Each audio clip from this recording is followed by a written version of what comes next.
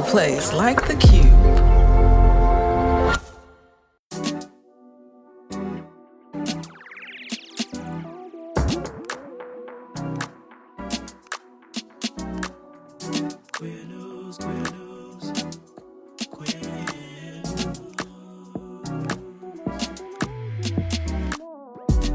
Family, it's your favorite queer radio personality, Anna DeShawn, and this is Queer News, your favorite weekly news pod where race and sexuality meet politics, culture, and entertainment. We're sharing queer history with you this month, and it just so happens to also be Hispanic Heritage Month, and we wanted to honor that as well. So, Amanda, who are we talking about today? We're going to talk about the first openly transgender soldier in Mexican military history. He was a colonel who fought under Zapata, and his name was Amelio Robles. Do you know Amelio Robles? Chile, I didn't either till Amanda told me all about him. Now we out here sharing his story. This special LGBTQ History Month episode will drop on the E3 Radio YouTube channel this Friday. I'm also going to drop it on the feed, but the video, Amanda did a great job, okay? So make sure you go subscribe to our YouTube channel, turn on the notifications so you don't miss this video.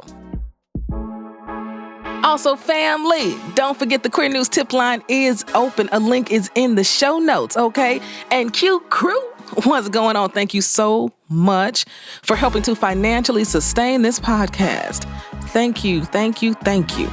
The Q Crew helps with podcast hosting, editing, marketing, PR, travel, all the things. So if you believe in the work we do, if you believe LGBTQ stories need to be amplified, if you love and respect how I report on the news and tell our stories, I would love if you decided to join the Q Crew. A link is where? You already know. It's in the show notes. Now for the news. Dime Doe, a Black trans woman who was murdered in 2019. Her case has made history, and I will tell you why. In politics, Hung Cao, Senate candidate out of Virginia, spits transphobic hate during a recent debate, and more LGBTQ vets get justice after being dismissed under Don't Ask, Don't Tell. In culture and entertainment, a queer bar gets rescued after Hurricane Helene. 4 queers received the MacArthur Genius Grant, and Raven-Symoné is back on television. Let's go. Our top story today is a follow-up to a story I reported on back in February of 2013. Yeah, so this is from my OG. It was episode February 6th, 2023. In that report, a unanimous jury had found that DeQuan Ritter guilty of murdering Pebbles Dime Doe. And so she went by Dime, all right, and she was a Black trans woman.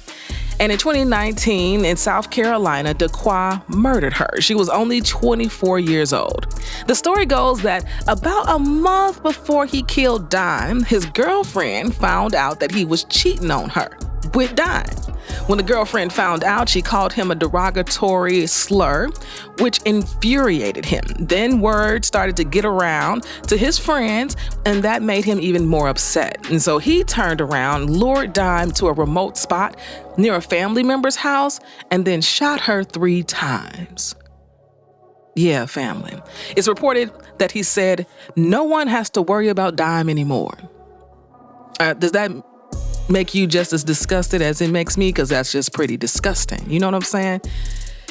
Since that time, DeQuan Ritter has been awaiting sentencing, and last week he was sentenced to life in prison. Now, this is historic because DeQuan is the first individual to be tried and convicted for a hate crime motivated by gender identity under the Matthew Shepard and James Byrd Jr. Hate Crimes Prevention Act of 2009. This is the first one from this hate crimes legislation of 2009. Family, we are in 2024. Now, will this case prevent other people from committing these types of crimes? I don't know. Does the threat of life in prison stop someone's hate? I'm not sure about that, but I do hope that this gives Dime's family maybe a little bit of peace. Maybe they feel like they got a little bit of justice. I'm sure that they feel like justice would have really been Daquan not having all this toxic masculinity built up and shame that drove him to kill their loved one in the first place. So today, Dime, we speak your name. In politics, take a listen to this clip. When you're using a drag queen to recruit for the Navy, that's not the people we want. What we need is alpha males and alpha females who are going to rip out their own guts, eat them, and ask for seconds. Those are young men and women that are going to win wars. Now, that was Hung Cao of Virginia. He is a Trump-endorsed candidate, and I'm not sure anything else needs to be said after that, to be honest. He's running for a Republican seat in the Senate. He shared those unhinged, okay, that's the only word I could find to really describe what he said. It was just unhinged thoughts during a live televised debate with incumbent Democratic Senator Tim Kaine. Now, you might remember the name Tim Kaine because he was Hillary Clinton's running mate during the 2016 presidential election. Now, you may be asking, who in the world is Hung Cao talking about? Well, he's talking about Joshua Kelly, aka Harpy Daniels. So Joshua serves in the Navy, but Joshua is also a drag queen, and their drag persona is Harpy Daniels. Now, Joshua has been serving in the military for 7 years, and from October of 2022 through March of 2023, Joshua was one of 5 Navy ambassadors in the Navy's Digital Ambassador Pilot Program. So the whole goal of this campaign was to bring in more recruits and more diverse recruits as well. So Hung Cao's jabs during that debate were directly informed by Joshua Kelly, because during this campaign, they showed up in their Navy uniform and then they would flip the switch and turn into Harpy Daniels, essentially inviting LGBTQ folks to join the Navy.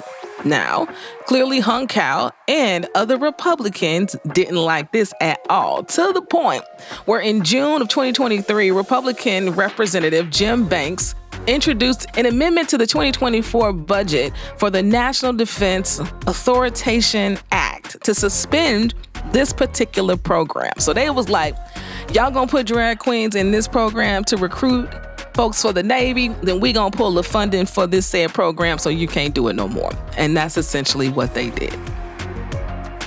They do a whole bunch of busy work for absolutely no reason. I thought that this clip by Hung Cao, it says everything about him. And so right now he's actually losing in the polls by 12 points to Tim Kaine, so it doesn't look like he's gonna win. But my gosh, can y'all please get over yourselves? We have a volunteer-led military. I think y'all need all the recruits you can possibly get. Now, more in politics.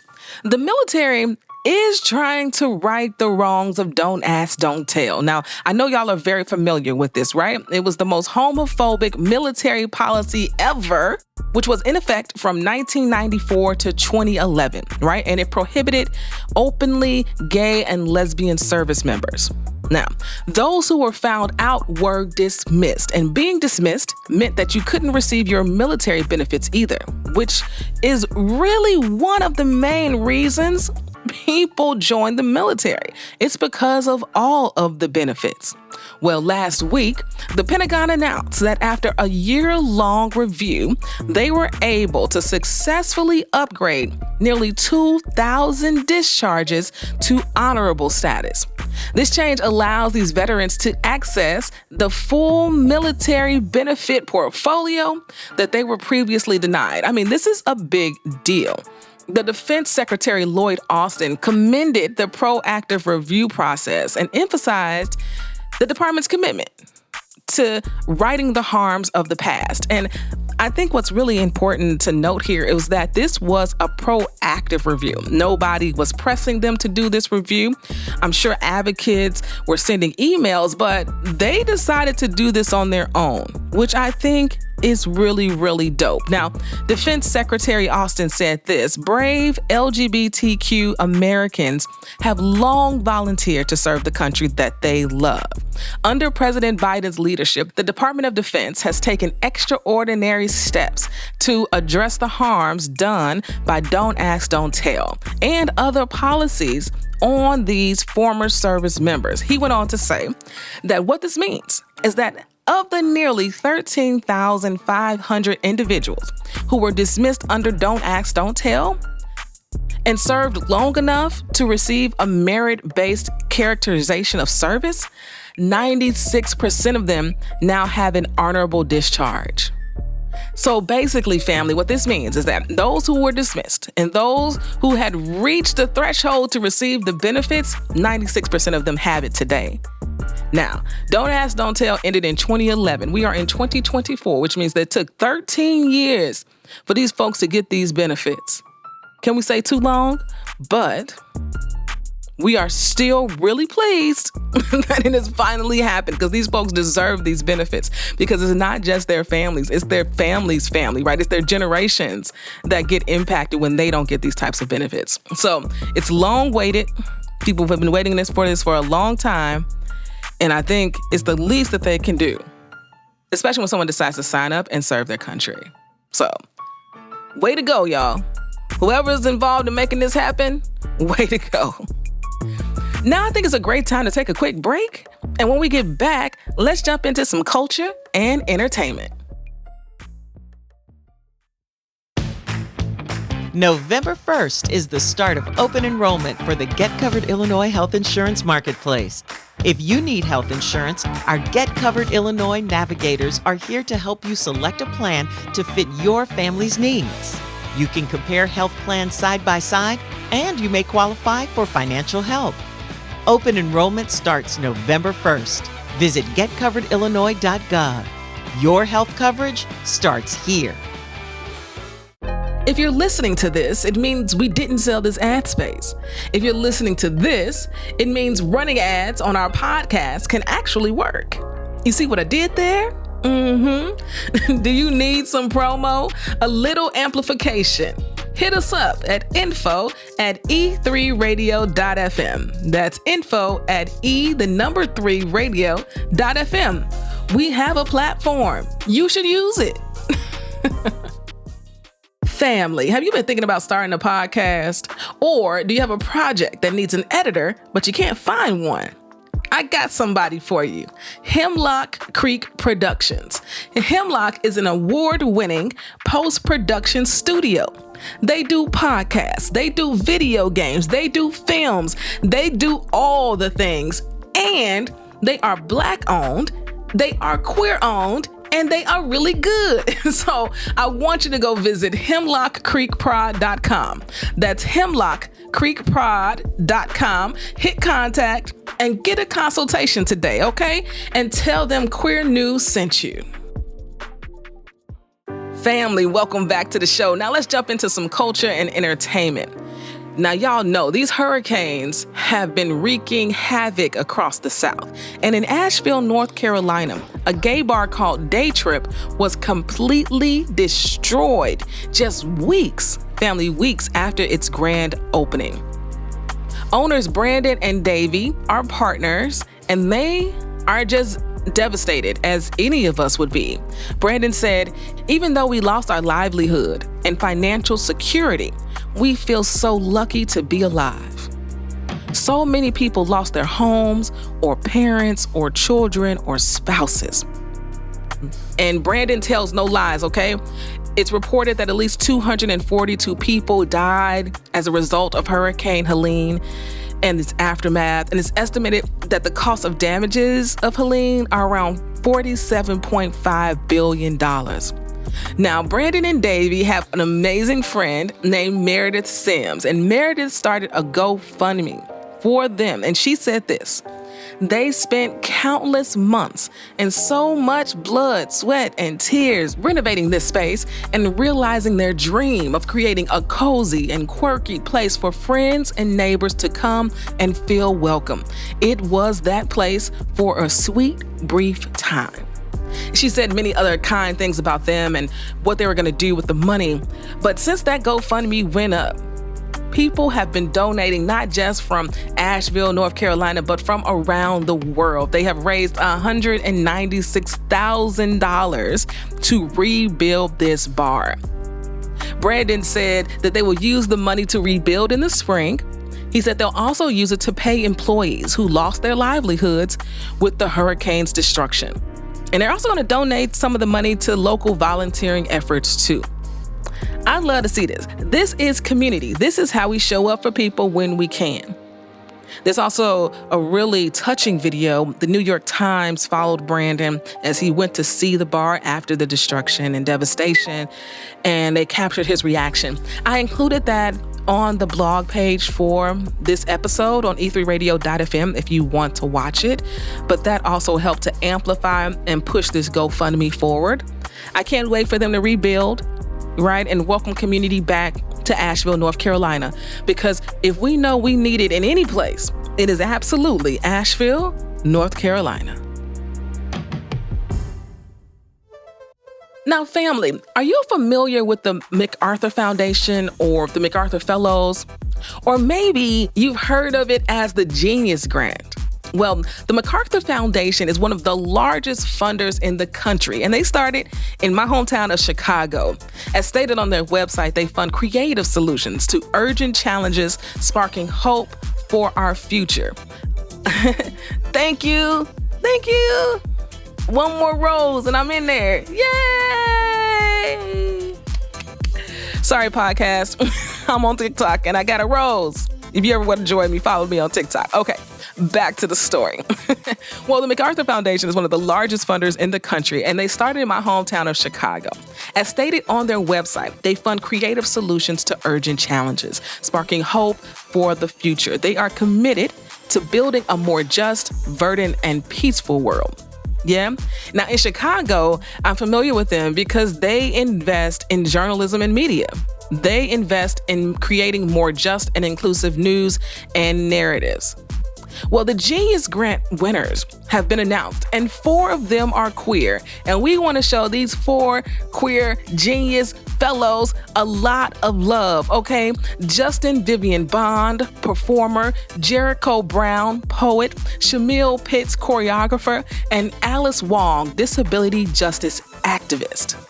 The director of the MacArthur Fellows, Marlies Carruth, said this of the cohort. The 2024 MacArthur Fellows pursue rigorous inquiry with aspiration and purpose. They expose biases built into emerging technologies and social systems and fill critical gaps in the knowledge of cycles that sustain life on Earth.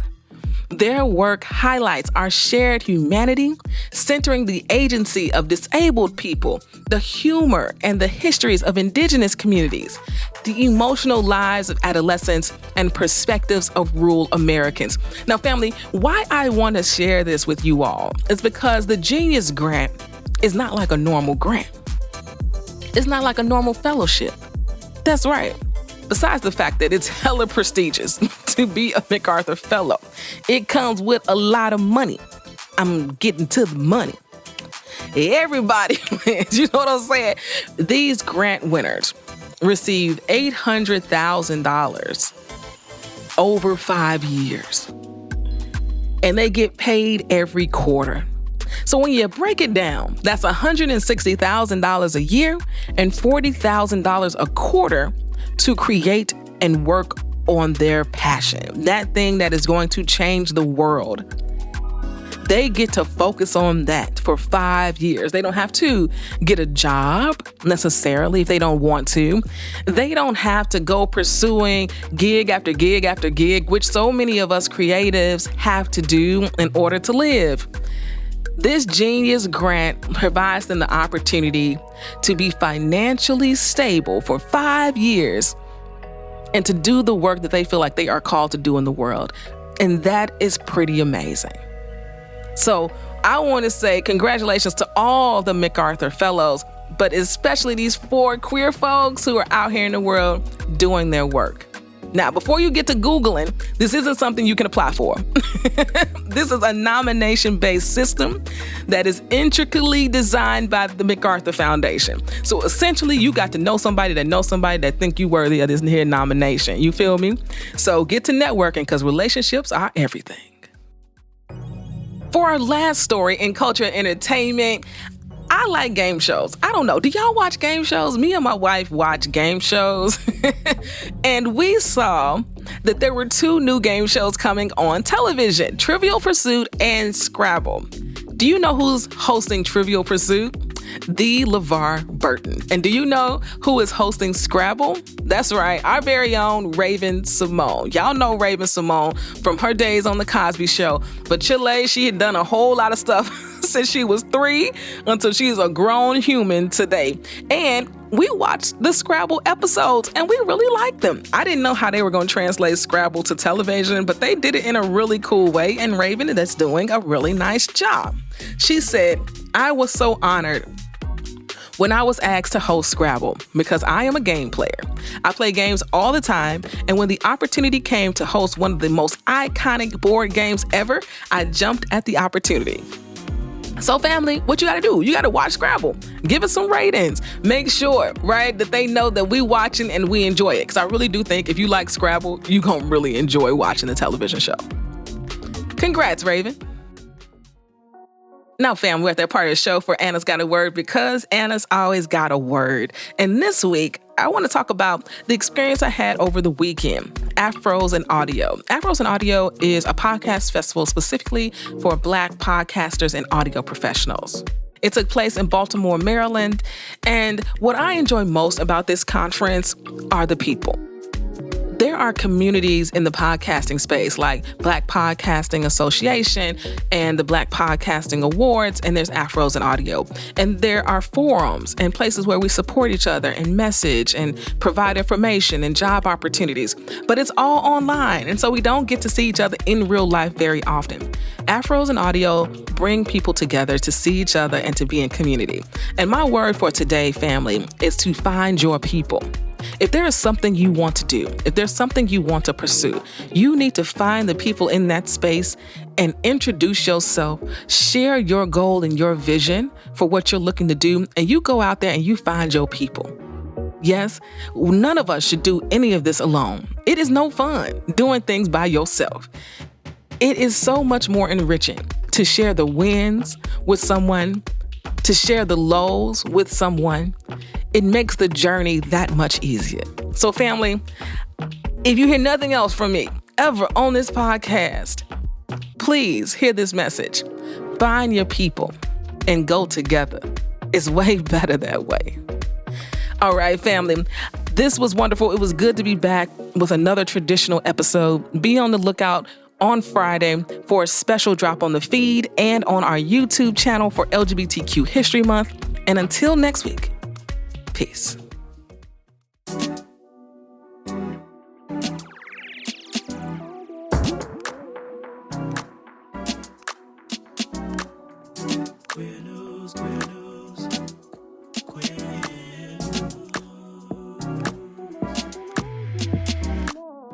If you've enjoyed what you heard, rate and review us inside your favorite podcasting app. This podcast is written and produced by me, Anna DeShawn. Podcast editing by Ryan Woodhall, and brought to you by E3 Radio and distributed on The Cube. We are Queer News Done Right.